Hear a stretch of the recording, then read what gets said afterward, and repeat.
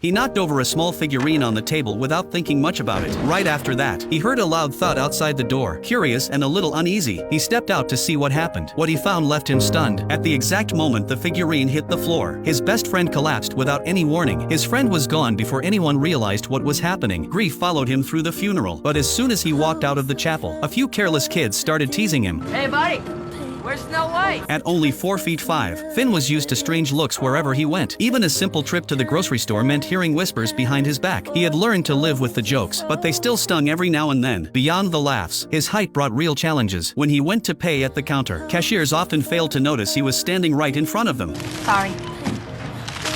I didn't see you. Cash or charge? Cash.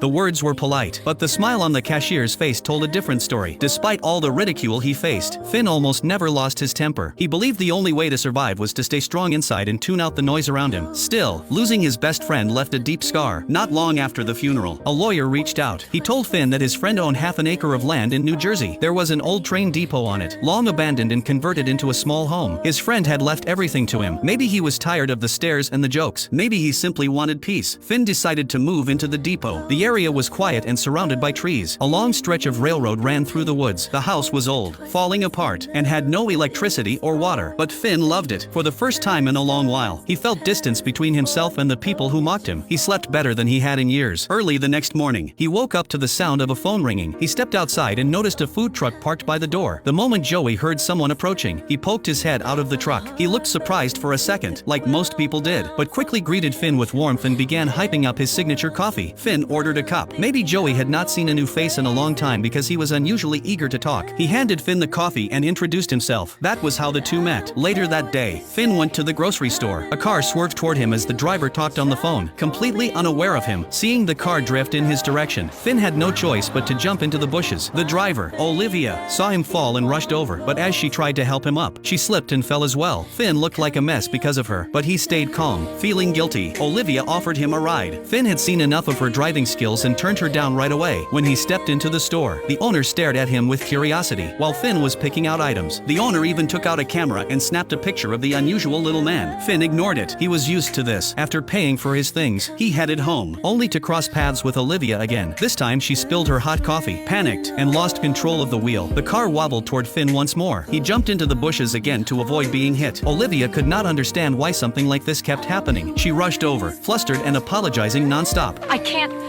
I'm so sorry. Here. Stay.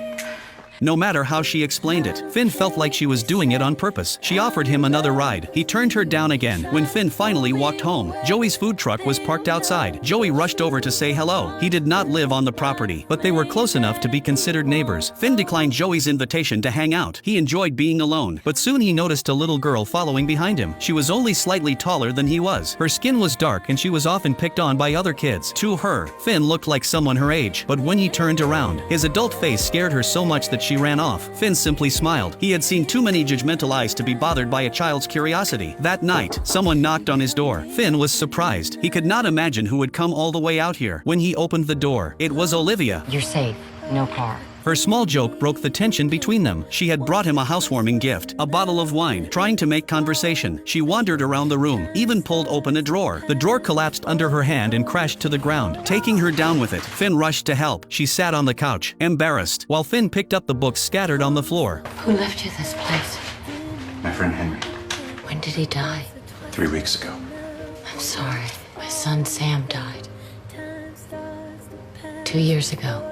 Finn froze for a moment. Everyone carried their own grief. Olivia had buried hers deep inside, letting it eat away at her every day. Finn said nothing to comfort her. He knew that sometimes words meant nothing in the face of real tragedy. Maybe because he had also lost someone. He understood her pain. He let Olivia stay the night. The house had only one couch, so Finn slept in the bathtub. The next morning, Olivia woke up and realized she had spent the night at a stranger's home. She grabbed her bag and rushed outside, only to run into Joey. She often came to his truck for coffee, and Joey had been trying to win her heart for a long time. Seeing Olivia walk out of Finn's place set off all sorts of alarms in his mind. He hurried to Finn's door and asked about their relationship. He clearly misunderstood. Just then, a phone started ringing inside the house. Finn realized that Olivia had left her cell phone behind. He had no intention of answering it, but Joey picked it up and handed it to him. A customer walked up to the truck, so Joey went back to work, but not before saying, Hey. You're the man.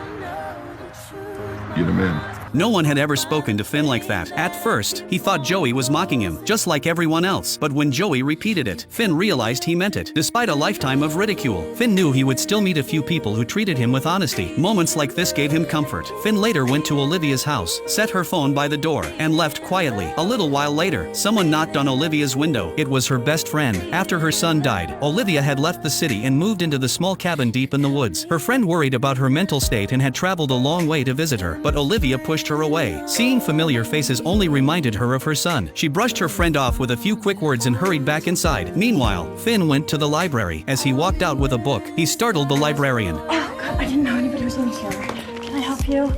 Check this book out. Okay. She meant no harm, but the way she jumped still bruised Finn's pride. He kept a calm face. He had learned to hide his feelings, to borrow a book. He needed a library card. At that moment, he heard a woman's voice behind him. You can put it on mine. Hi. Hi. No thanks. I'll come back. Finn turned her down again. He did not want extra contact with anyone, but that day, when he returned home, he found the book he wanted sitting right at his door. Joey told him Olivia was the one who left it there. Joey felt a little jealous, but more than that, he wanted to be Finn's friend. He invited Finn to grab a cup of coffee together. Once again, Finn refused. Even though Finn treated Joey with cold politeness, Joey greeted him every day before leaving, and every time Joey walked away, Finn felt an unexpected loneliness in his chest. It was not that he did not want friends. He was simply afraid of human nature and the malice people could hide behind a smile. Rejecting others was the only way he knew to protect himself. Finn tried to keep his world closed, but Joey kept breaking in. They did not talk much, yet Joey understood him. So whenever a customer made fun of Finn, Joey got furious. Hey! What? Shut up.